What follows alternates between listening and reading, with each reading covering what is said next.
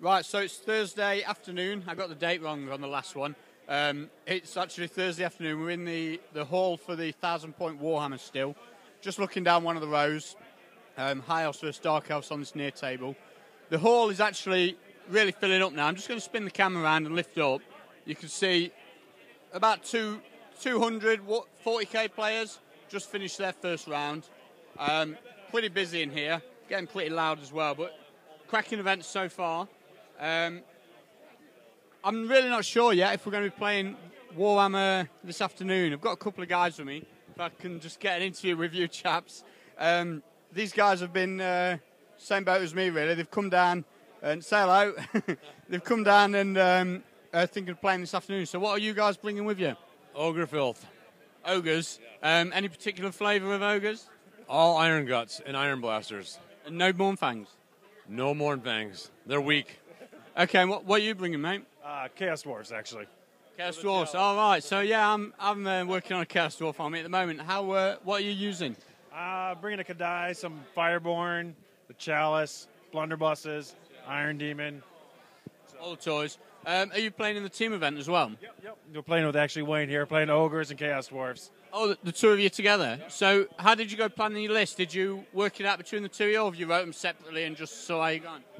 We kind of worked it together. Ogres do the meat of the damage, the Blunderbusses and War Machines that I carry do the magic part of it, you know. Sounds good. So did you struggle with Chaos Dwarfs at 1,200? Because you don't get a lot, do you, for your points?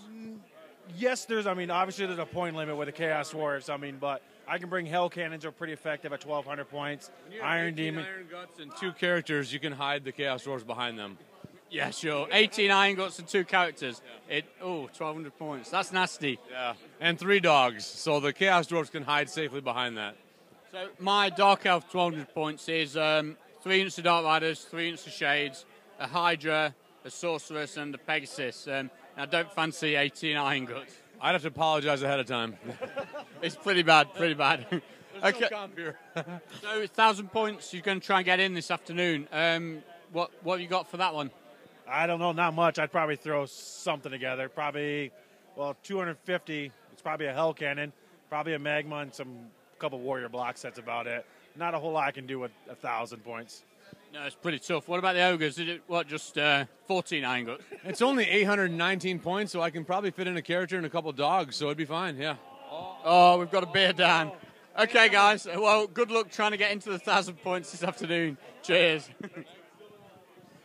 So it's all cracking off on table 1. Bit of a rules dispute about wheeling charges or something. I think there's a Mangler Squig in the way of the Skull Crushers.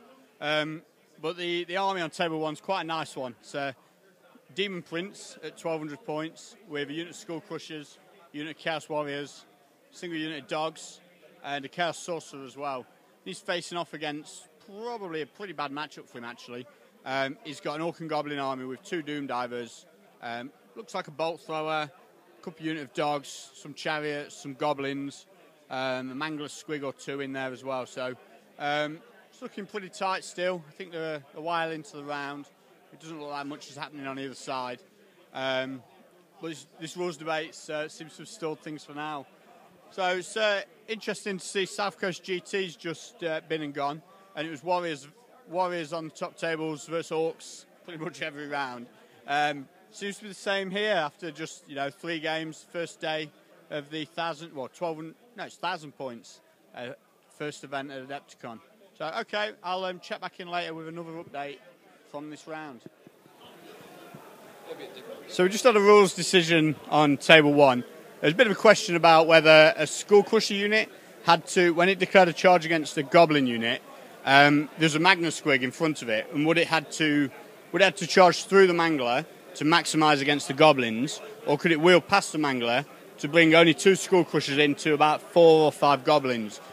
So they went through the rules, and there's a couple of passages I'm going to quote to say where they picked up what the ruling was and how they've ruled it at this event. So on page 22, there's a section called Unusual Situations, and it says there's one important principle that you should always keep in mind when charging. Under no circumstances can a unit use its charge move to move into contact with an enemy if it is not declared a charge against it. So you'd have thought the Mangler Squig rules would counteract that.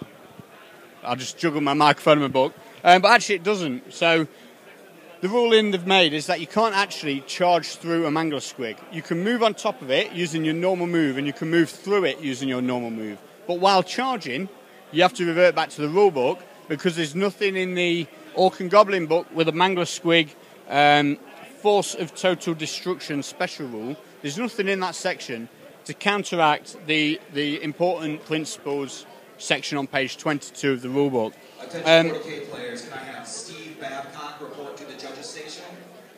40K championship players, Steve Babcock report to the judges station. As I said, the bit of an announcement there, so just cut off. Force of total destruction. Mangler squigs cannot be charged, but models can move into contact with them. So it's saying you can move into contact, but it doesn't say anywhere what happens when you charge over the top of them. And because that isn't covered in the mangler squig rules, you're not actually able to charge through a mangler squig. And that's how they've just ruled it on the table. So there's about 20 minutes of the round left. Maybe not even that, actually, about 10 minutes left.